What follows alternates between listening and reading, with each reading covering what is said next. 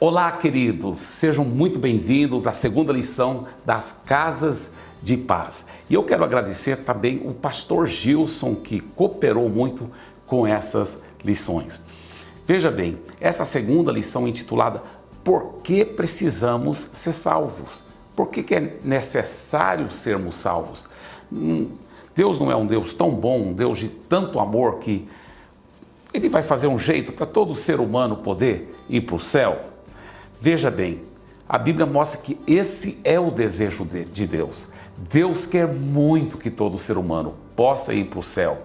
O problema é que Deus é infinitamente santo e o pecado separa o ser humano de Deus. Precisamos ser salvos porque todos nós já pecamos. Olha o que diz a Bíblia em Romanos 3:23. Pois todos pecaram e carecem da glória de Deus. O pecado, a Bíblia mostra, nos separa de Deus. Olha esse outro versículo, Isaías 59, versículo 2. Mas as iniquidades ou pecados de vocês fazem separação entre vocês e o seu Deus. E os pecados que vocês cometem o levam a esconder o rosto de vocês, para não ouvir os seus pedidos. Quantas vezes nós pensamos, parece que Deus não está nem aí com o sofrimento que eu estou passando, com o que o mundo está passando. Eu posso lhe garantir que Deus sofre muito mais ao ver as pessoas que Ele criou, que Ele ama tanto sofrerem. Mas Deus é um Deus de princípios. Ele não pode ser como um político corrupto que passa a mão por cima dos pecados das pessoas. Deus é infinitamente santo e nenhum pecado poderá entrar no céu. Então, eis o dilema: se todos nós já pecamos e nenhum pecado poderá entrar no céu e o pecado nos separa de Deus, qual é o problema? O problema é sério, é muito sério.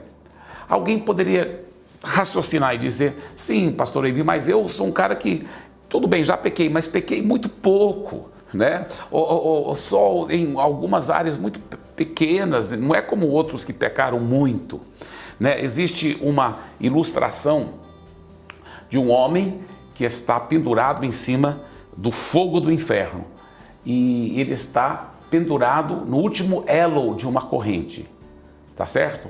Se todos os elos daquela corrente quebrarem, ele vai cair para dentro do fogo, do inferno. Mas já pensou numa coisa? Se ele está pendurado no último elo daquela corrente, se só um dos elos daquela corrente quebrar, só um daqueles elos quebrar, ele vai cair do mesmo jeito. Então talvez você já pecou muito, já quebrou todos os elos da corrente. Ou talvez você pecou pouco, relativamente, em comparação com outros. Então, vamos supor que teoricamente você só pecou um pecado, mas quebrou o elo do mesmo jeito, a corrente quebrou do mesmo jeito. A Bíblia fala em Tiago capítulo 2, versículo 10, pois quem guarda toda a lei, mas tropeça em um só ponto, se torna culpado de todos. Uau, é a palavra de Deus que diz isso. Vou até ler de novo. Tiago, capítulo 2, versículo 10. Pois quem guarda toda a lei, mas tropeça em um só ponto, se torna culpado de todos. E claro que existe aquele raciocínio que parece ter muita lógica. Se pastor Eibe, Deus é um Deus de amor. Ele vai fazer um jeito para eu ser perdoado. A realidade é que Ele já fez desse jeito. Qual é o jeito que Ele fez? Ele enviou seu Filho Jesus para morrer na cruz pelos meus pecados, pelos seus pecados, para levar o castigo que nós merecíamos. O problema é que Deus nunca vai forçar ninguém para receber essa salvação que Ele já providenciou por nós. A Bíblia fala em João 3,16, porque Deus amou o mundo tanto que deu o seu único Filho, para que todo aquele que nele crê não pereça, mas tenha a vida eterna.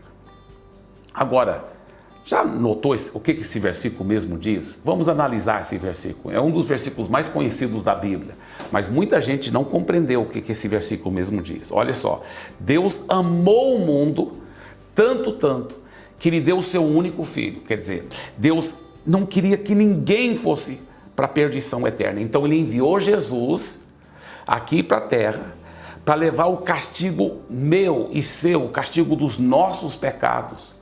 Quando Jesus estava morrendo na cruz, Ele não estava morrendo como mártir. Ele mesmo disse: ninguém tira a minha vida de mim. Eu poderia chamar muitos anjos para me proteger, se eu quisesse. Mas eu quero morrer. Por quê? Porque Ele estava morrendo, levando o castigo por meus e pelos seus pecados. Lá na cruz, Jesus gritou: Eli, Eli, lama sabachthani, que quer dizer em português: meu Deus, por que me desamparaste? Alguém poderia dizer: na hora que Jesus mais precisava, Deus o desamparou? Outra pessoa poderia dizer: olha, Jesus estava em tanta dor, coitado, ele pensou que Deus havia o desamparado, mas Deus não havia o desamparado. Deixa eu explicar uma coisa para você. Jesus não estava mentindo e nem ele estava enganado.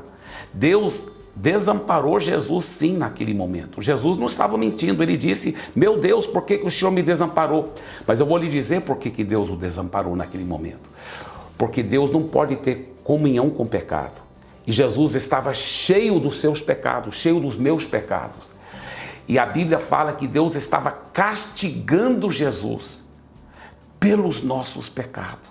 Você está entendendo isso? Por isso que a Bíblia fala: porque Deus amou o mundo tanto que Ele deu o seu único filho. Agora olha só o que Ele diz: para que todo aquele que nele crê não pereça, mas tenha vida eterna. Ah, pastor Eibe, então é só eu acreditar que Jesus existe? A Bíblia fala que até os demônios acreditam que Jesus existe. Não é só acreditar que Ele existe. Quando a Bíblia fala para que todo aquele que nele crê não pereça, mas tenha vida eterna, a própria Bíblia, no mesmo livro de João, explica o que Deus se refere quando Ele diz: crê em Jesus. Em João capítulo 1, versículo 12, Ele diz: mas a todos quantos o receberam, deu-lhes o poder de serem feitos filhos de Deus, a saber, aos que creem no seu nome.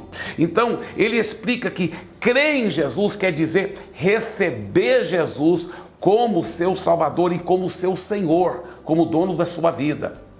Não é só aceitar Jesus, acreditar que Ele existe. Os demônios também acreditam que Jesus existe. A gente aceita um cafezinho, a gente aceita Jesus. O que a Bíblia fala não é aceitar Jesus, é receber Jesus como Senhor da sua vida. Olha o que Ele diz em Romanos capítulo 10. Se com a tua boca você confessar Jesus como Senhor. E essa palavra na Bíblia em português está com letra maiúscula, Senhor.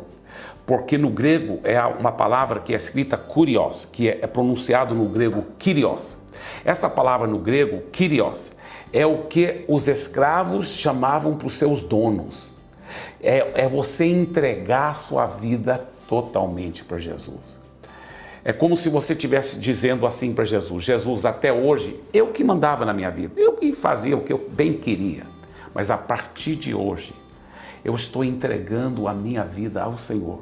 A partir de hoje, o Senhor é o Senhor absoluto da minha vida. A partir de hoje, eu estou entregando as rédeas da minha vida nas tuas mãos. E o Senhor, a partir de hoje, é o meu Senhor, o dono da minha vida, o rei da minha vida. Aí ele fala, olha só, Romanos capítulo 10, versículos 9 a 10. Se com a tua boca confessar Jesus como Senhor e em seu coração crê que Deus o ressuscitou dentre os mortos, você será salvo. Porque com o coração se crê para a justiça e com a boca se confessa para a salvação. Uau! Que bom estarmos aqui na casa de paz. Seja bem-vindo à paz de Jesus. E agora eu deixo com o líder da casa de paz que vai estar dando continuidade nessa lição. Deus abençoe.